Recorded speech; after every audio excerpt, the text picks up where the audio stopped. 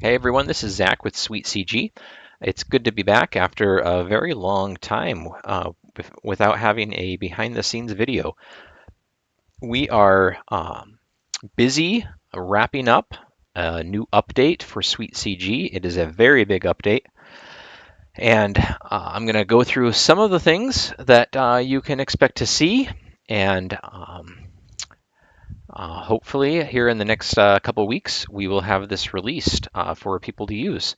So the big news is that we are now going to be able to support data from external sources. That has been a very long time in coming, and we are excited to finally have this have this task in progress. We still have a ways to go. It'll be an ongoing work in progress to get it all going. So the initial release will only be supporting clocks right out of the gate, and with a limited number of ways of getting the data in, but we plan on expanding on the different data points that we can map and the different types of data sources that we can support. So it's got to start someplace, and this is where it's starting. So I'm going to give you a demonstration here using Scoreboard OCR, which many of you are familiar with.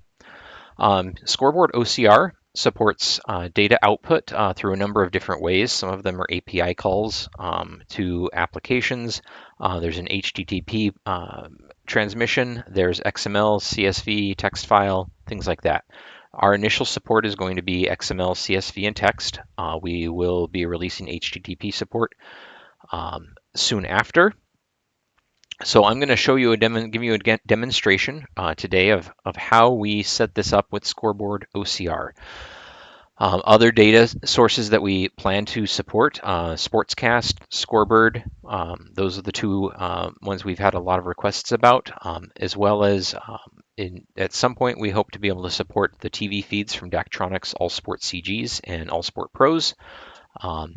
There's a whole variety of scoreboard controllers out there. And we will do our best to support as many as we can. It'll just be an ongoing process to get all of that done. So here in Scoreboard OCR, if you're not familiar with it, you can point a camera at a scoreboard at a gymnasium or a stadium, and Scoreboard OCR allows you to do some image manipulation on it to transform perspectives, adjust contrast, and then it performs text recognition on the digits on the scoreboard. So right now I'm going to be showing you a football interface in SuiteCG, but this scoreboard feed is actually for basketball. So it works. All I'm doing is the game clock and the shot clock, but we're going to be pretending it's our play clock. So the first thing you do is you want to set up your output. I already have an XML file set up. So whenever these data points change, you will see the XML file update. So I'm going to minimize this and come back over to SuiteCG. And up here we have data sources. And we do still have clock cameras. That will continue to be an ongoing option for people. But now we have third-party data sources. So I'm going to add a new data source and then select XML file. I'm going to call the name of my source Scoreboard OCR, and then I'm going to navigate to my XML file. Click Connect, and now you can see the data coming in from Scoreboard OCR. So that's the first step. Now we need to come over to data assignments. We'll eventually have the ability to import and export profiles, but for for the time being, it will be you'll have to set this up every time that you start a session. So like I said earlier, we're only supporting clocks initially, but there will be a variety of other options here that will become available as we integrate those. So I'm going to expand clocks. You'll notice we have 5 different clocks here: game clock, play clock, and interstitial clock. The interstitial clock is a new feature that we added with hockey. That is because we can subscribe different clocks to, like the penalty clocks can subscribe to the game clock. We had to add an interstitial clock so that we could have like our intermission, and in football and other sports, it's usually halftime. So that actually is a discrete clock that does its own thing, that other clocks can't subscribe to it. So what we've got here is, and then we have these visitor and home penalty clocks. We don't actually use those in football, but it is part of how we set up a new feature that I'll get to in a little bit on the new football interface. So I'm going to expand this first combo box and select Scoreboard OCR. And now it gives me the options of the 2 clocks that are there. So I'm going to select that for our game clock. Our play clock then I'll set up. And then our interstitial clock, even though it is identical to the game clock as far as what the camera is seeing, we do still want to set it up as a separate clock. So we've got that. Now you can see over here in the user interface that the clocks are updating automatically. Now, the thing with Scoreboard OCR, and not just Scoreboard OCR, but any sort of external data source, what can happen is you lose your data feed for whatever. With the OCR solutions, if the camera gets bumped, or you're outside and it's overcast, and now the cloud's clear, the contrast changes on the board because it's under direct sunlight, that can affect what you some of the visuals on your camera feed, and it can cause your OCR feed to become corrupt, for lack of a better term. So you have to go into OCR and make some adjustments to get your digits back to where that can be recognized. So you may lose your data feed. Now, if you're plugged into, let's say, a scoreboard controller, or once we integrate SportzCast and Scorebird and things like that, something happens with your internet connection and you lose the data feed. What will happen is you can still always take control of your clock, even if data automation is going on. So I can start playing this clock right now, even though the actual clock is paused.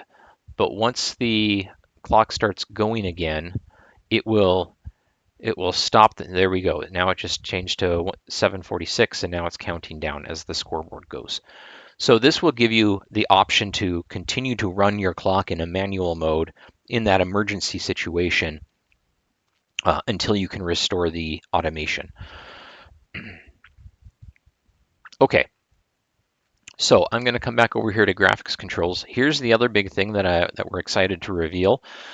We are giving all of our Scorebug graphics packages a modernization, a big visual update. So I'm going to show you our football Scorebug.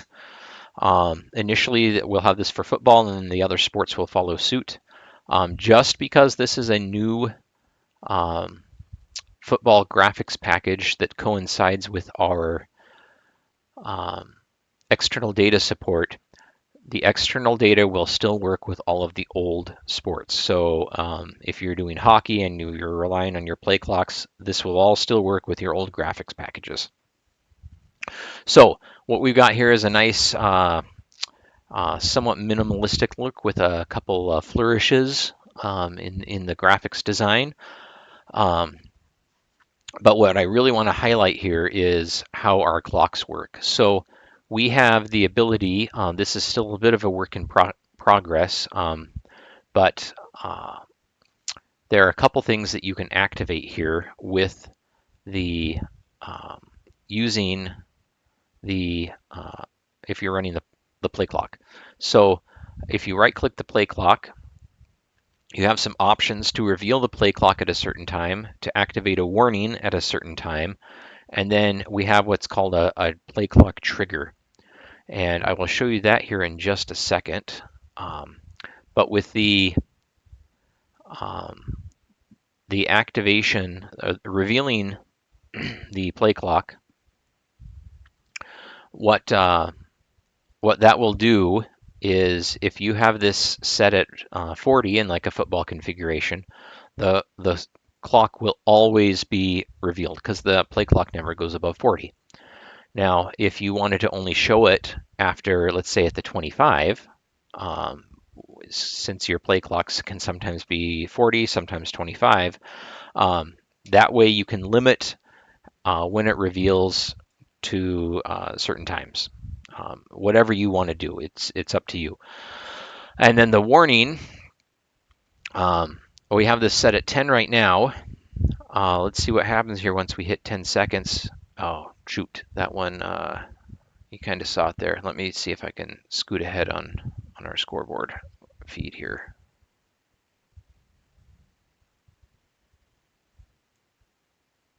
Okay, let's see if it does it here. Once we hit 10, we enter alert mode, and now we have this progress bar that ticks down with each second as they get to 0. And then once it hits 0, the scoreboard goes away. And then once it gets reset to a value that is within the criteria for your reveal, it will show itself again. Now let's talk about this play clock trigger. Our graphics package, we have added some new features, and so as you know from if you're familiar with SuiteCG, you can always right-click any of these buttons to. Most buttons have some configuration options, like the score bug itself, but instead of having an entire pop-up menu here, now we break it out into this here. So now you can configure your graphics here very quickly and see the whole thing and tweak it as you see fit. Well, with the down and distance, we have the option now to display down and distance never. If you are running a very simple production and you just don't have the manpower to do that, you can make it never display. You can do it manually where clicking the graphics button will show it. You can display it on distance update or ball spot update, and that's something we've always had. We have improved the capabilities because it was always a little confusing how that worked, but we've made significant improvements to that. And now we can do it based on the play clock trigger. So I'm going to select that, and now you'll see. Let's see if we can make it happen here. I'm gonna rewind the my video camera, my scoreboard camera here. Now at 20 seconds, it reveals the down and distance, and it will play it as until it reaches 0. Because it will trigger between your trigger duration or your trigger value and 0. Then it should always, if your play clock operator at the game is doing their job, it'll either 0 out or reset to 40 or 25 once the play starts. So that should clear your down and distance automatically. And then the other thing we have here is we can either select the display the ball spot never if you don't want to manage tracking that. And then we have some different options on how it gets displayed. Okay, the other thing I want to talk about is penalties and timeouts, or just game stoppages in general. Timeouts really haven't changed all that much, so I really what I want to talk about is the penalty flag. So it used to be we just had a flag animation, but now we have expanded what all we can do with that. So if there's a flag on the plate, you click flag on the plate, and you can see the flag is indicated here, and the whole user interface goes yellow to, for your operator to keep in mind that, it's easy to forget you've clicked that, and when the game resumes, you want to make sure to disable that. Um, so now we can do some additional things, like here, if the play is under review, you can click that, and that's going to show it right here, and we can disable that. Now, if once they have determined what the penalty is and who is responsible, you can now also click here, select your player, and you can let's say it's a false start. Close that. And now you can click your home penalty button, and it will show some basic stats on that player and what the penalty was. If your league supports challenges, then well, I'll get to that in a second once we wrap up the penalty stuff. So if when you're done just wanting to display the flag, you can click that, or if it's declined, then you can click that, and then you'll see a timer here on how long that flag displays. Okay, if your league supports challenges, this is a pretty basic thing. You can just click that, and it will show that. Same thing with tech, or the home or visiting team. Let's see, what else have we got?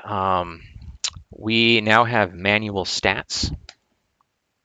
So these are stats that you may want to have in your stats graphic, but you still have to go in and manually update them.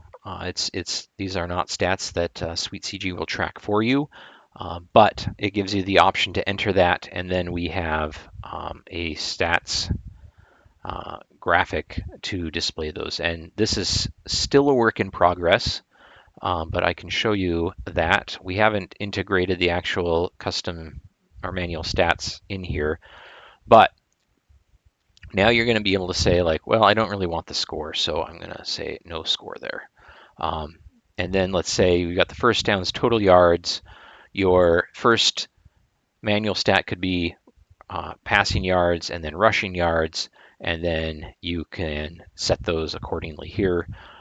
If you only have that many stats to show, then you can select none for all the rest. Whoops.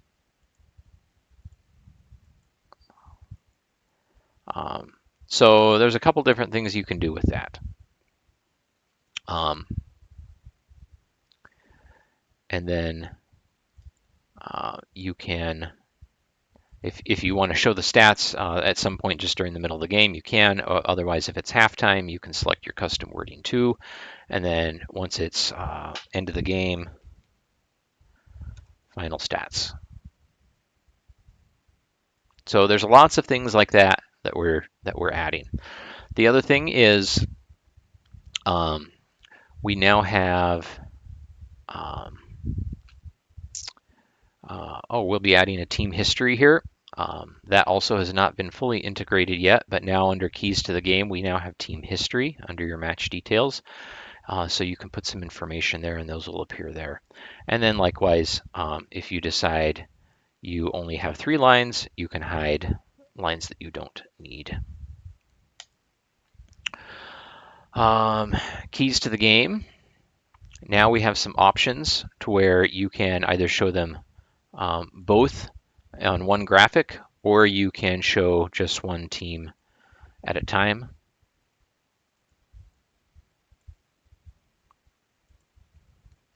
Our matchup graphic is much improved.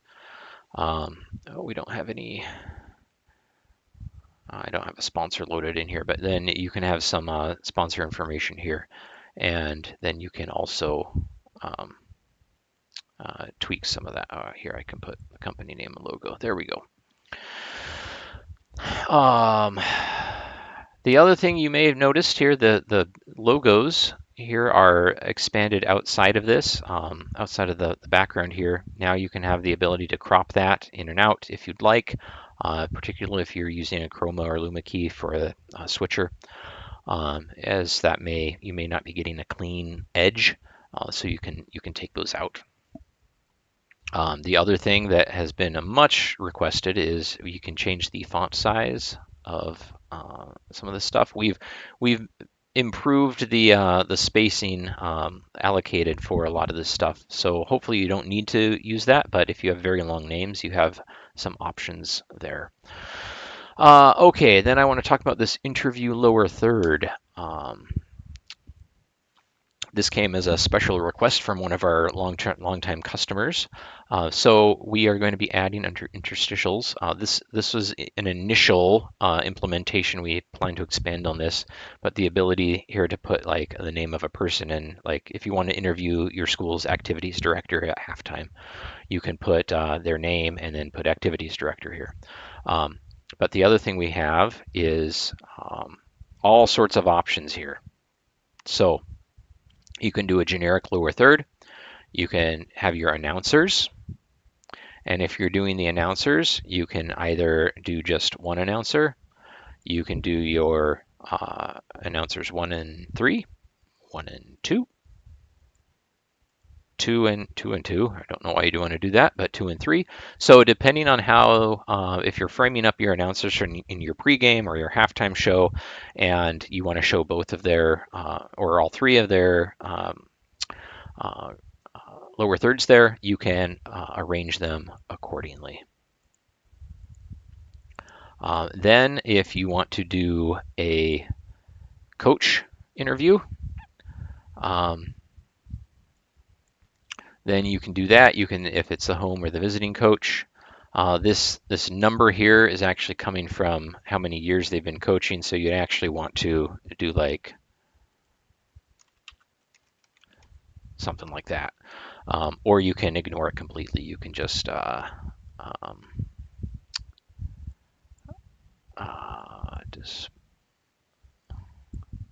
display years coaching. There we go.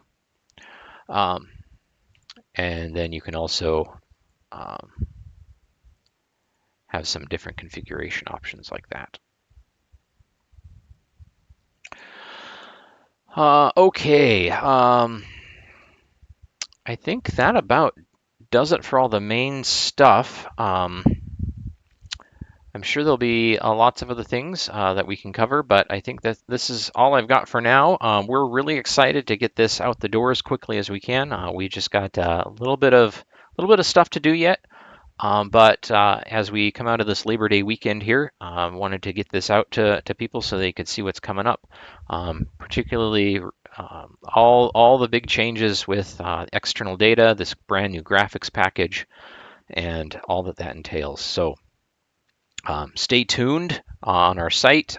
Subscribe to our site if you want to get news of updates. And hope to hear from you soon. And once this is released, I hope you enjoy using it. Thanks, guys.